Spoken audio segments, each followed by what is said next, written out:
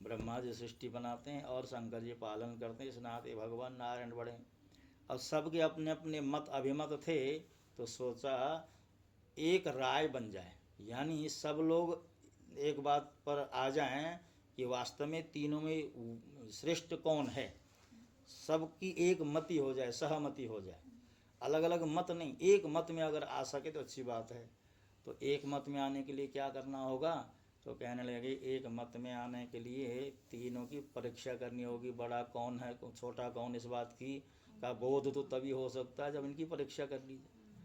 अब परीक्षा करने के लिए परीक्षार्थी यानी परीक्षक के रूप में किसको भेजा जाए, तो परीक्षक के रूप में भेजा गया महर्षि भृगु को।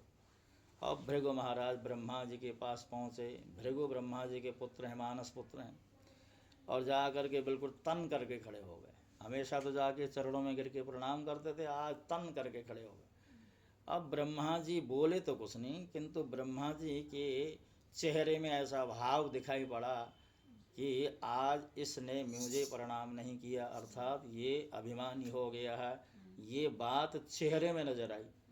और भृगु जी वहाँ से खिसक गए और फिर वहाँ से चल करके कैलाश में शंकर जी के पास पहुँचे। और शंकर जी ने जैसे ही देखा मेरे बड़े भाई हैं, और प्रणाम करने के लिए आलिंगन करने के लिए आगे बढ़े, तो भृगु बोले अरे अरे शंकर तो बड़ा पवित्र है, चिता की भस्मी रमाता है, नरमण्डों की माला पहनता है, भूत प्रेतादियों के संग रहता है, तो बड़ा ही अपवित्र है, और तेरे साथ मेरा स्पर्श हो जाएगा तो मुझे नहाना पड़ेगा, इसलिए मुझे छूना नहीं। आज जैसे ही अपनी दूरी बनानी चाहिए, भगवान शंकर जी को क्रोध आया, त्रिशूल उठाया है। इतने में भृगु जी समझ गए कि अब ये भी, इनमें भी कोई विशेषता नहीं है, तो किसी तरह इधर पार्वती जी ने भगवान को रोक लिया, तो भृगु जी वहाँ से विदा होकर के निकल गए। अब सीधे वैकुंठ धाम में भगवान नारायण के पास पहुँचे, और भगवान नारायण के पास पहुँचे तो भगवान नारायण विश्राम फरमा रहे थे, आराम कर रहे थे। और जाते ही भृगु जी ने भगवान नारायण की छाती में पाद प्रहार किया। जैसे ही पाद प्रहार किया, उसके साथ साथ भगवान जागे हैं और फौरन उठ करके ऋषि से कहते हैं अरे महात्मन, आपने अपने कोमल चरणों का प्रहार मेरी कठोर छाती में किया है, ऐसा तो नहीं आपके चरणों में, आपके पैरों में चोट लग गई हो? अगर चोट लगी है तो लाइए मैं चरणों को सहला दूं, पैरों को सहला दूं। आज जैसे ही कहा पैरों को सहला दूं, तो भृगु जी एकदम से शर्मिंदा हुए हैं, लज्जित हुए हैं, कहने लगे भगवान अपराध तो मैंने किया है और आप ऐसे उठ खड़े हुए जैसे कि अपराध आपने किया हो। ऐसा नहीं भगवान, मैं तो बाध्य था, ऋषियों ने परीक्षार्थ भेजा था कि मैं परीक्षा लेकर के आऊँ, इसके लिए मुझे ऐसा अपराधपूर्ण कार्य करना पड़ा, और मैं समझ गया हूँ कि बड़ा कौन है। कल के प्रसंग में हमने निवेदन किया था, भगवान नारायण के जो 1000 नाम विष्णु सहस्र नामावली में, उनमें 3 नाम विशेषतया बहुत सुंदर लगते हैं। अमानी मानदो मान्यो लोक स्वामी त्रिलोकधृक्, अर्थात 3 नाम है, अमानी, मानद और मान्य। तो कहते हैं भगवान अमानीय हैं, उनको मान की चाहत नहीं है, और जिसे मान की चाहत नहीं होती वही दूसरों को मान देता है, और जो दूसरों को मान देता है वह मान्य कहलाता है, तो वही रिस्पेक्टेबल होता है, वही ऑनरेबल होता है। ये बात यहाँ पर सिद्ध हो गई है।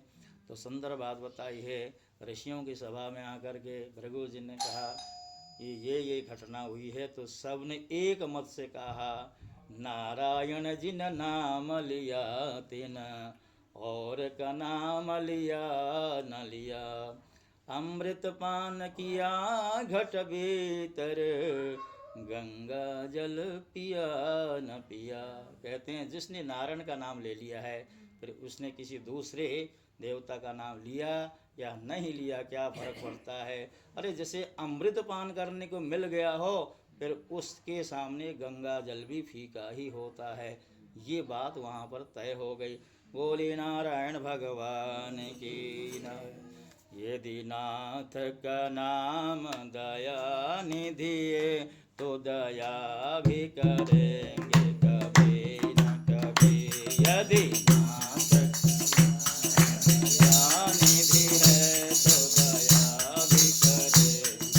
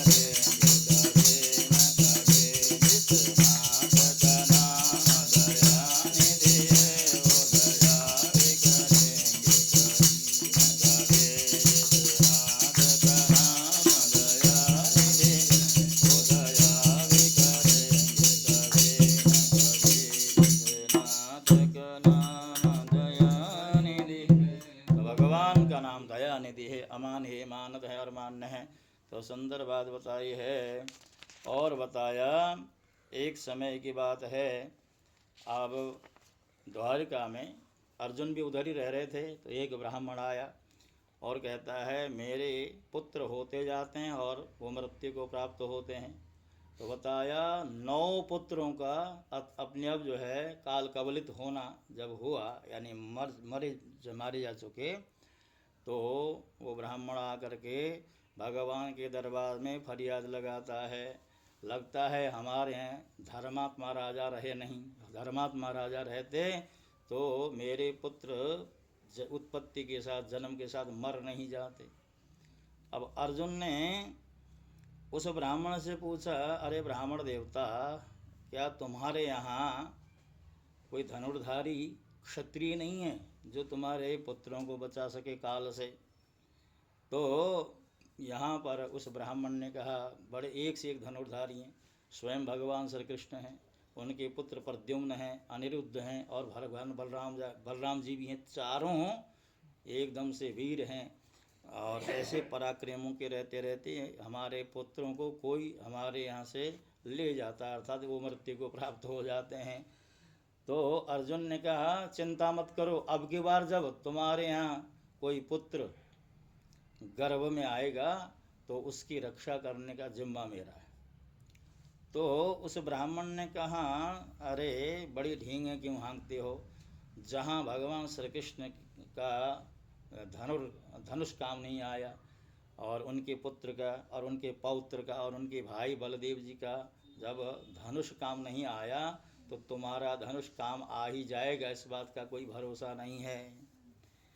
तो यहाँ पर अर्जुन ने कहा, अरे ना तो मैं कृष्ण हूँ, ना मैं प्रद्युम्न हूँ, न मैं अनिरुद्ध और न मैं संकर्षण हूँ, और मैं तो अर्जुन हूँ।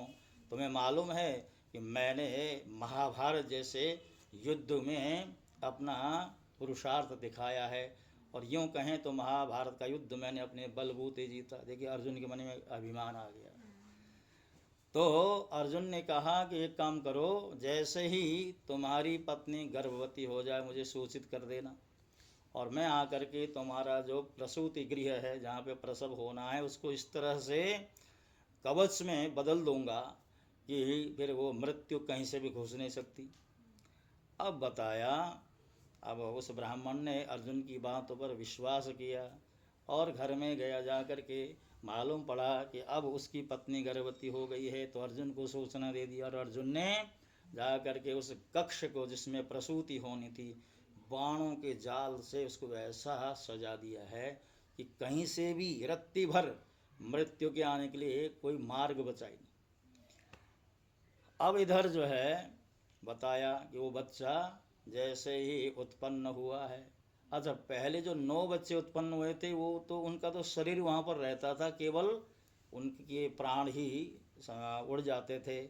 लेकिन अब की बार तो ऐसा हुआ कि वो बच्चा जैसे ही उत्पन्न हुआ शरीर के समेत गायब हो गया। अब जैसे ही बच्चा गायब हुआ, और अर्जुन ने एक और शर्त रखी थी। अर्जुन ने कहा था यदि तुम्हारे बच्चे को बचाने में समर्थ नहीं हुआ तो मैं अग्नि प्रवेश कर जाऊंगा, यानी आत्मदाह कर लूँगा।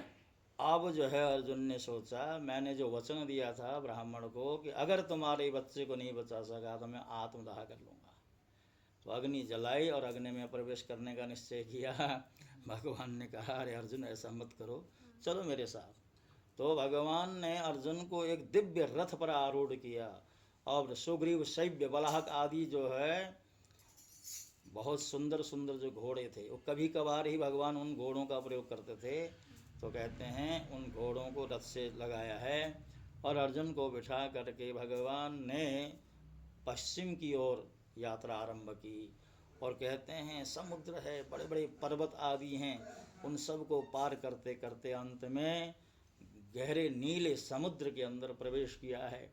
और बताया जैसे उस समुद्र में प्रवेश किया है, जल राशि के भीतर भी लंबी यात्रा, वर्षों की यात्रा पूरी करने के पश्चात जब रास्ता बिल्कुल अवरुद्ध सा हो गया, तो बताते हैं भगवान ने एक ज्योति पुंज का आश्रय लेकर के फिर उस रास्ते को साफ किया है।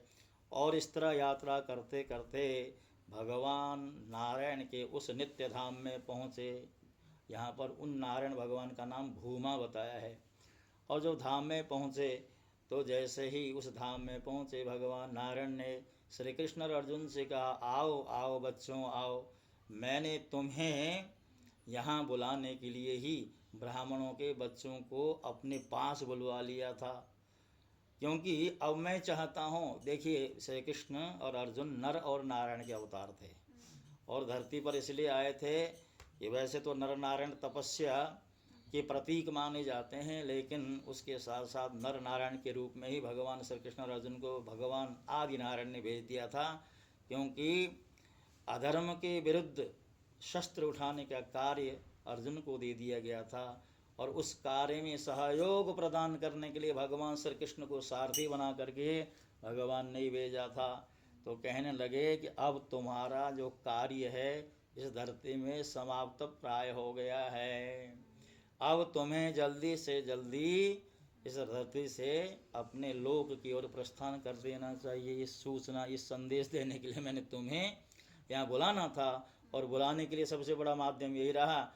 वो जो ब्राह्मण था उसके बच्चे उत्पन्न होते गए और मैं अपने पास बुलाता रहा। देखो ये 10 के 10 बच्चे यहाँ पर हैं, इन्हें लेकर के जाओ और प्रयास करो कि जल्दी से जल्दी अब इस धरती से अपने आप को संवरण करने की तैयारी कर लो, अपने लोक में जाने की तैयारी करो।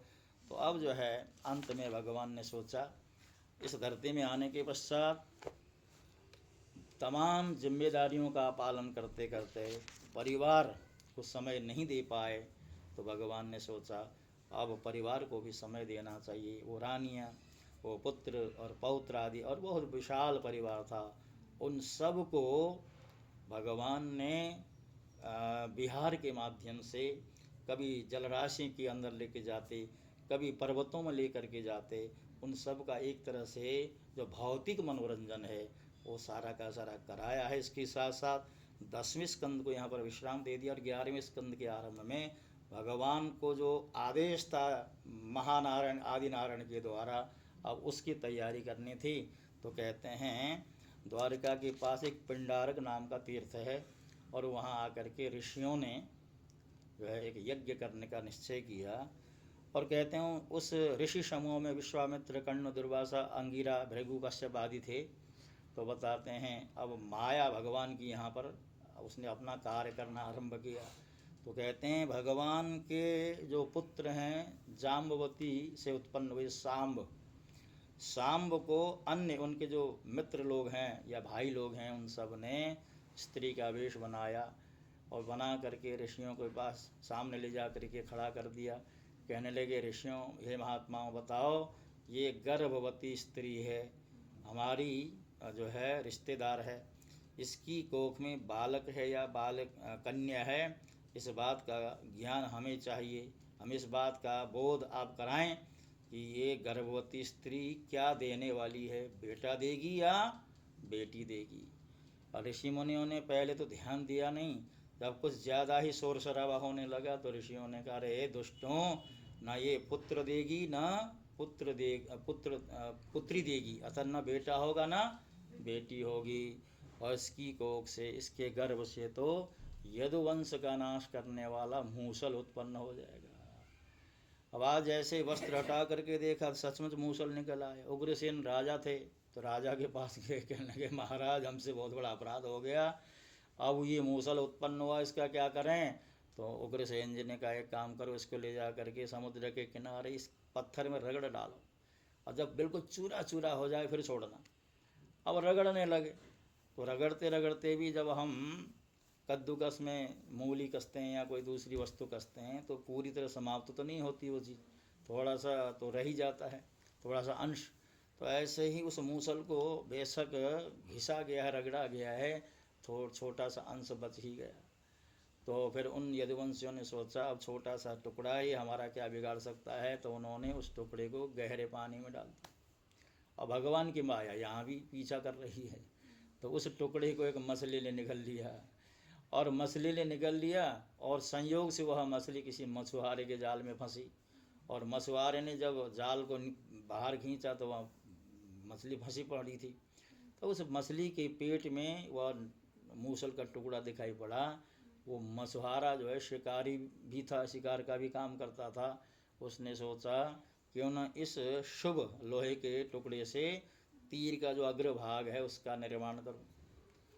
तो जो तीर होता है धनुष में लगाने के लिए, उसके अग्रभाग का जो नुकीला हिस्सा होता है उसका निर्माण उसने उस लोहे से किया। अब समय बीतता चला गया।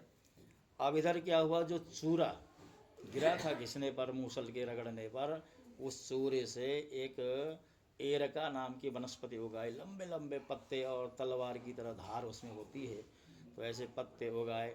ये सब तैयारी भगवान के द्वारा ही की जा रही थी। अब इधर क्या हुआ कि जब पूरी तैयारी हो गई तो द्वारिका में अब अनेक तरह के उत्पात आरंभ हो गए।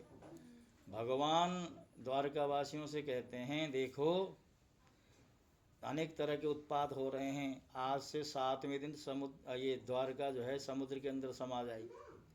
इसलिए अब हमको यहाँ पर ज़्यादा दिन रुकना नहीं चाहिए, हम यहाँ से चले जाना चाहिए। प्रभास में जा कर के स्नान करना है और दान आदि कर्म करके अपने जीवन को धन्य बनाना है। अब देखिए, जैसे ही भगवान ने संदेश दिया है कि हमें यहाँ से द्वारका का त्याग करके प्रवास में जाना है, वहाँ जा करके समुद्र में स्नान करके दान आदि करने हैं, सत्कर्म आदि करने हैं, पूजन होम आदि संपन्न करने हैं, तो बताया भगवान ने जब सबको समझाना आरंभ किया तो उद्धव जी महाराज उनको एहसास होने लगा कि अब भगवान धरती का त्याग करना चाहते हैं। देखिए, धरती का त्याग करना चाहते हैं तो आज उद्धव जी महाराज भगवान से कहते हैं कि लगता है आप यहाँ से जा रहे हैं, और जा रहे हैं तो स्वधाम नय माम अपि, मुझे भी अपने संग लेकर के चलें, क्योंकि आपके बिना एक आधा क्षण भी मैं जी नहीं सकता। तो यहाँ पर भगवान ने उद्धव जी से कहा, उद्धव जी आपको यहीं पर रहना होगा। और उद्धव जी कहने लगे, आपके बिना, आपके जाने के पश्चात तो कलयुग का आगमन हो जाएगा, और कलयुग के आते ही सत्कर्म समाप्त हो जाएगा। जिधर देखो उधर ही अधर्म का बोलबाला होगा, और अधर्म के बोलबाले के अंदर रह करके, यानी कलयुगी दोषों के अंदर रह करके मैं आपकी भक्ति कैसे कर पाऊँगा, तो आप बताइए। तो भगवान ने यहाँ पर उद्धव जी को उपाय बताया है कि आपने इस धरती पर रहना कैसे। बेशक कलयुगी दोष चारों तरफ व्याप्त हैं, आज भी हैं, और उस समय तो भगवान धरती छोड़ के गए भी नहीं थे, और भगवान के जाते ही वो स्थिति नहीं थी जो आज दिखाई पड़ती है। तो किंतु भगवान कह रहे हैं कि आपको इसी धरती पर रहना होगा।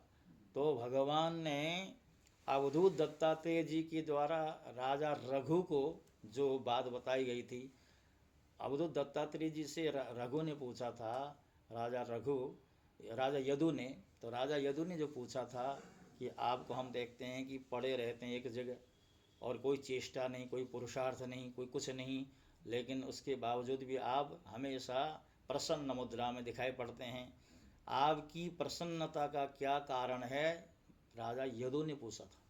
और यदु कौन थे? भगवान श्री कृष्ण के पूर्वज।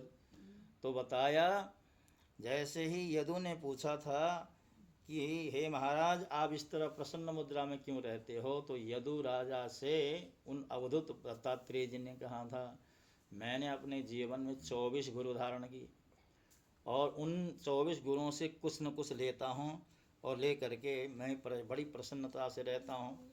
तो यहाँ पर भगवान श्री कृष्ण भी कह रहे हैं कि जो गुरु, जिन गुरुओं से अवधूत दत्तात्रेय जी ने शिक्षा ली थी, वो 24 गुरु कौन थे? पृथ्वी वायु आकाश, पृथ्वी को गुरु बनाया था, पृथ्वी से धैर्य की शिक्षा ली थी, आकाश से व्यापकता की शिक्षा ली थी, आप पानी को भी गुरु बनाया था। तो पानी को कैसे गुरु बनाया? कहते हैं पानी जब तक चलता रहता है तब तक पानी पवित्र रहता है, और पानी जहाँ रुक जाए फिर उसमें विकार आने लगते हैं। पानी को गुरु बनाया है। तो दत्तात्रेय जी कहते हैं पानी को गुरु बना करके मैंने ये सीखा है कि संतों को, महात्माओं को एक जगह पड़े नहीं रहना चाहिए, संग्रह की इच्छा नहीं रखनी चाहिए।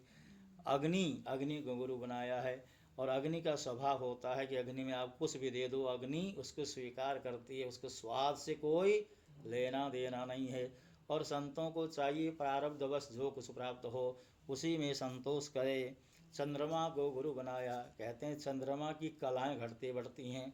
शुक्ल पक्ष की प्रतिपदा से चंद्रमा की कलाएं बढ़नी आरंभ होती हैं, पूर्णिमा में जा करके चंद्रमा की कलाएं पूर्ण हो जाती हैं, इसलिए नाम है पूर्णिमा। और अगले ही दिन से चंद्रमा की कलाएं घटती रहती हैं। और जैसे ही अमावस्या का दिन आता है तो बिल्कुल चंद्रमा क्षीण हो जाता है और चारों तरफ अंधेरा ही अंधेरा दिखाई पड़ता है। तो यहाँ पर चंद्रमा से ये सीखा है कि चंद्रमा की कलाएं घटती बढ़ती हैं, वस्तुतः चंद्रमा अपने स्वरूप में कभी क्षीण नहीं होता, वो जैसा वैसा ही है। तो जिस तरह चंद्रमा की कलाएं घटती बढ़ती हैं, जीवन में सुख आता है, दुख आता है, हर तरह की परिस्थितियाँ आती हैं, अपने अंदर से समान भाव में स्थिर रहना चाहिए। ये चंद्रमा से हमने सीखा है। दत्तात्रेय जी ने यह राजा यदु को ये बात बताई है। और बताया रवि सूर्य को भी गुरु बनाया है। सूर्य भगवान समय से प्रकाशित हो करके लोक को जीवन देते हैं, संसार को जीवन देते हैं, आरोग्यता प्रदान करते हैं। तो यहाँ पर बताया संतों के लिए ये नियम होना चाहिए कि वो अपने लिए जिए नहीं, परोपकार के लिए संसार के अंधकार को प्रकाशित करने का प्रयास संतों को भी करना चाहिए। लोक प्रदर्शक होना चाहिए, लोक कल्याण के लिए जीना चाहिए, सूर्य से ये सीखा है। और कपोत, एक कबूतर का जोड़ा, उसको गुरु बनाया है। कबूतर का जोड़ा घोंसले में रहता है और रात्रि विश्राम के पश्चात प्रातः काल आहार की खोज में बाहर जाता है। और जब दाने मिल जाते हैं तो दाने ला कर के अपने बच्चों को चोंच से चोंच में दे करके बच्चों की भूख को मिटाता है वह कबूतर का जोड़ा। एक दिन संयोग ऐसा बना कि कबूतर बाहर गया हुआ था और कबूतरी भी बाहर गई हुई थी, तो आया तो अपने बच्चों को बहेलिए के जाल में फंसा हुआ पाया। अब वो बहेलिया जाल को समेट नहीं रहा था, क्योंकि वो जानता था कि जो जोड़ी कबूतर की वो अभी बाहर गई हुई है, वो आएगी, उनको भी फांसना है। और बेचारा वो जोड़ा जब देखा बच्चे फंसे हुए हैं तो उन पे ऐसी आसक्ति हुई कि आसक्ति के कारण वो जोड़ा भी उसी जाल में फंस गया। तो कबूतर से सीखा है कि ज़्यादा आसक्ति नहीं रखनी चाहिए। अजगर को गुरु बनाया है। अजगर किस मायने में गुरु है? कहते हैं अजगर जो है कभी भी अपने भोजन के लिए नहीं जाता, ही नहीं पड़ा रहता है, और प्रारब्ध से जो मिले उसको पा करके मस्त रहता है। अजगर को गुरु बनाया है। सिंधु समुद्र को गुरु बनाया है। और कहते हैं समुद्र को गुरु कैसे बनाया? समुद्र जो है बरसात की ऋतु हो या गर्मी की ऋतु हो, समुद्र का जो जल स्तर है वो हमेशा बराबर ही बना रहता है, अपने मर्यादा में रहता है, ज़्यादा प्राप्ति में अभिमान करता नहीं और अभाव में दुखी नहीं होता है। समुद्र को गुरु बना दिया। और कहते हैं पतंगा होता है ना जो जोत के पास भिनभिनाता रहता है, तो पतंगे को गुरु बनाया। कहते हैं कि पतंगे को गुरु किस अर्थ में बनाया? पतंगा जो है रूप का कामी होता है। जो दीप शिखा जल रही होती है उसमें बड़ा सौंदर्य दिखाई पड़ता है उसको, और बिल्कुल जोत के आसपास ही, दिए के आसपास ही घूमता रहता है, और परिणाम ये होता है कि उसी दिए में जल करके समाप्त हो जाता है।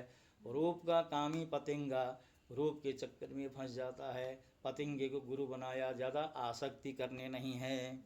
और बताया मधुकृत, कहते हैं मधुमक्खी को गुरु बनाया है।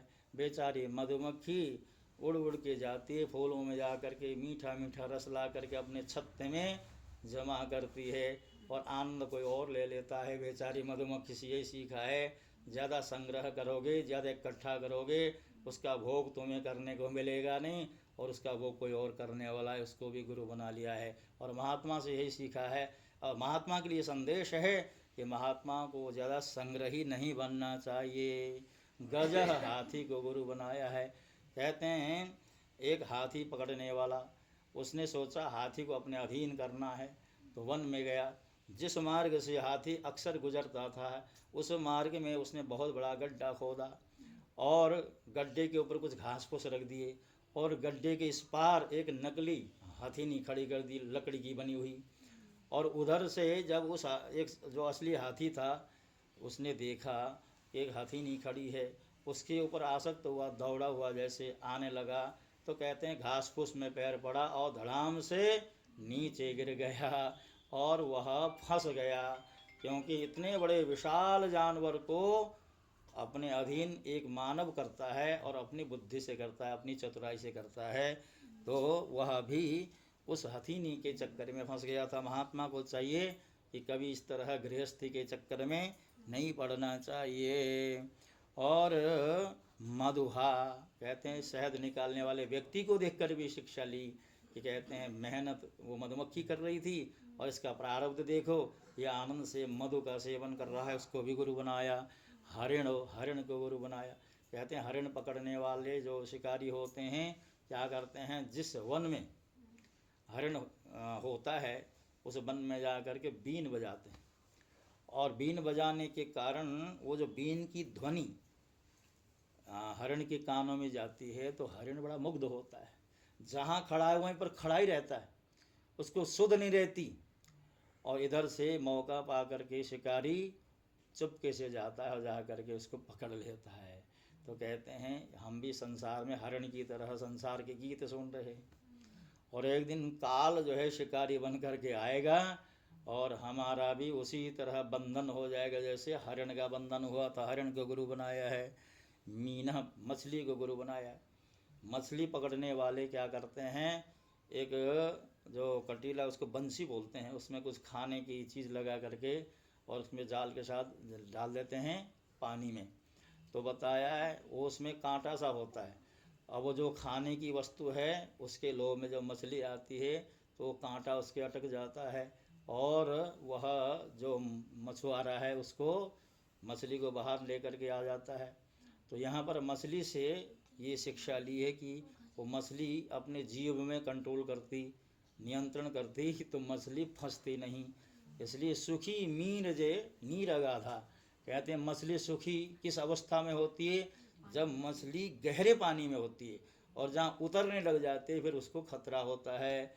इसलिए यहाँ पर बताया भगवान श्री कृष्ण के चरण रूपी जल की गहराई में अगर हम बैठ जाएं तो हम हर तरह से सुरक्षित हो सकते हैं। यहाँ पर ये शिक्षा ली है। और बताया पिंगला नाम की वेश्या, विदेह नाम की नगरी है, वहाँ पर वो वेश्या रहती है और देह व्यापार से अपना गुजर बसर करती है। एक समय ऐसा आया कि श्रृंगार करके अपनी घर की देरी में बैठी रही, पूरी रात व्यतीत हुई, लेकिन कोई पुरुष उसके पास नहीं आया। सुबह होते होते उसे अपनी क्रिया पर, अपने उस व्यवसाय पर जो है घृणा हुई और कहती है कि जिस तरह मैंने पूरी रात पर पुरुष के चिंतन में, याद में, प्रतीक्षा में बिताई है रात, उसी तरह परम पुरुष के चिंतन में रात बिताई होती तो मैं इस बुरे कर्म में फंसती नहीं, बल्कि मेरा उद्धार हो जाता। आशा ही परमं दुःखम नैराश्यम परमं सुखम यथा सिंधा सुखम सुस्वा पिंगला। कहते हैं जिस तरह पिंगला ने पूरी रात जो है परपुरुष के चिंतन में बिताई है, लेकिन कोई आया नहीं है और उसको उस कार्य से घृणा हुई और उसने उसी दिन से वो कार्य छोड़ दिया है।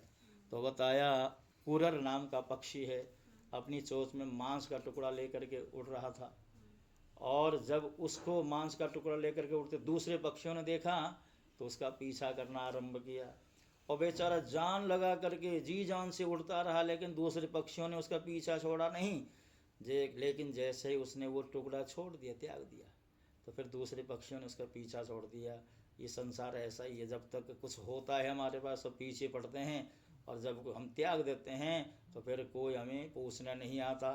सुंदर बात बताई है। आरभक यानी छोटा बच्चा, जो अबोध जो शिशु होता है उससे सच्चाई सत्यता सीखिए। अबोध जो शिशु होता है ना वो बहुत सच्चा होता है, वो झूठ नहीं बोलता है, और अबोध शिशु को झूठ बोलना तो हम ही सिखाते हैं। बच्चा घर के अंदर है, आपके साथ बैठा हुआ है, और तब तक डोर बेल बजी, और बेल बजाने वाला पूछता है कि साहब घर में हैं, और साहब भी घर में ही थे, लेकिन आपने बच्चे से कहा बेटा जा कर के बोल दो अंकल जी यानी पापा घर में नहीं हैं।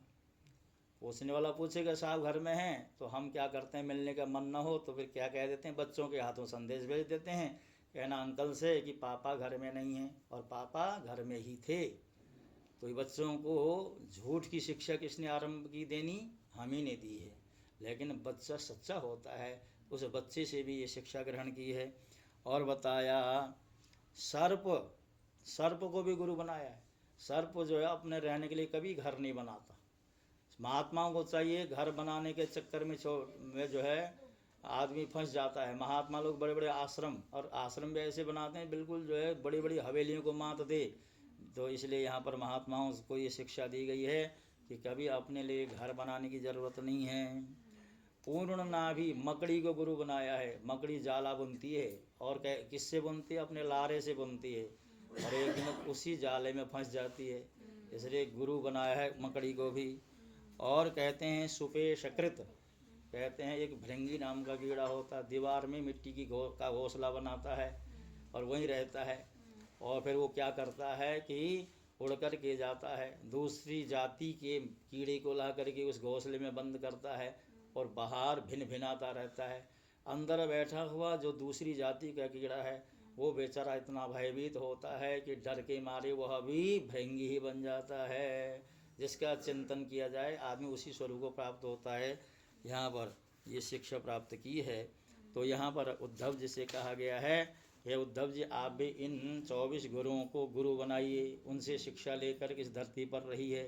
तो भगवान से शिक्षा प्राप्त करके उद्धव जी महाराज बद्रिक आश्रम में गए, और वहाँ जाकर के उन्होंने भगवत ध्यान चिंतन करना आरंभ किया। और भगवान ने द्वारका वासियों से कहा आप जल्दी से प्रभास में चले, और सब के सब लोग प्रभास में पहुँचे, समुद्र में स्नान किया और दान आदि किए, हवन आदि किए, सत्कर्मों का संपादन किया। और सायंकाल होते होते अचानक से उनकी बुद्धि बिगड़ गई, और उनको सुरापान करने का मन हुआ, और सुरापान जब किया है तो उनकी बुद्धि बिगड़ गई।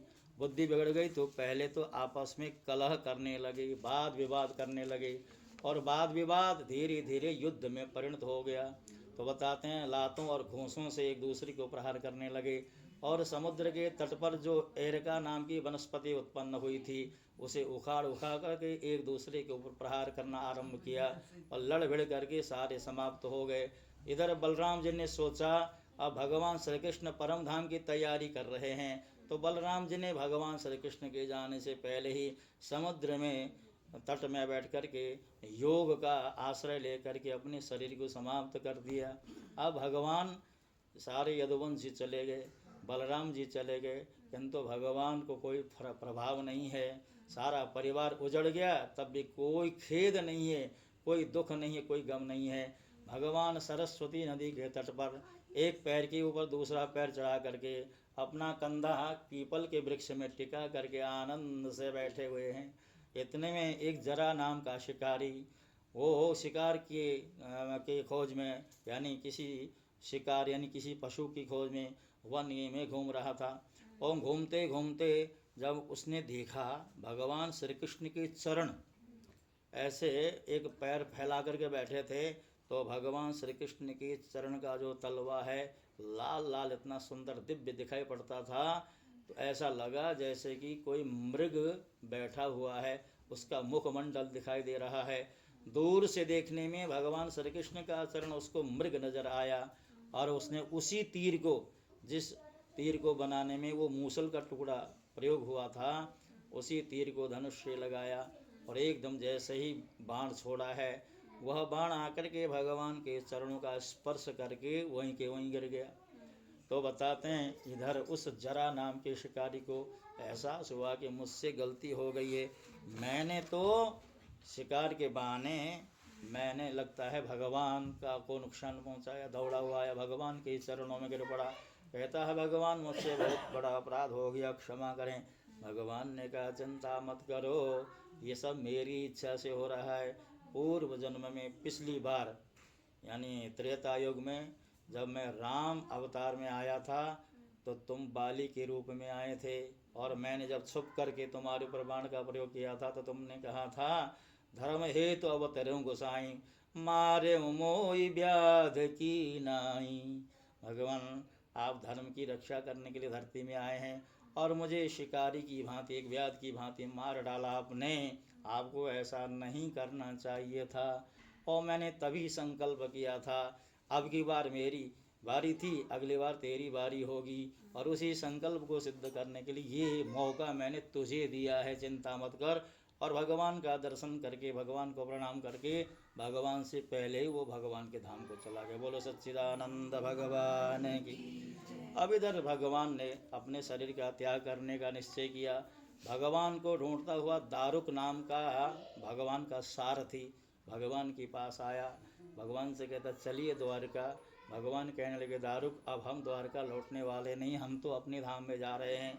अब द्वारका में हमारे परिवार के कुछ लोग हैं, उनको हमारी खबर बता देना कि भगवान चले गए हैं। और रोता हुआ दारुक जो है द्वारका में पहुंचा, और पहुंच करके जब परिवार को यदुवंशियों को खबर दी, तो जिसने भी ये खबर सुनी है, वसुदेव हैं, देवकी जी हैं, और भगवान की जो पत्नियां हैं, उन सब ने शरीर का परित्याग कर दिया है।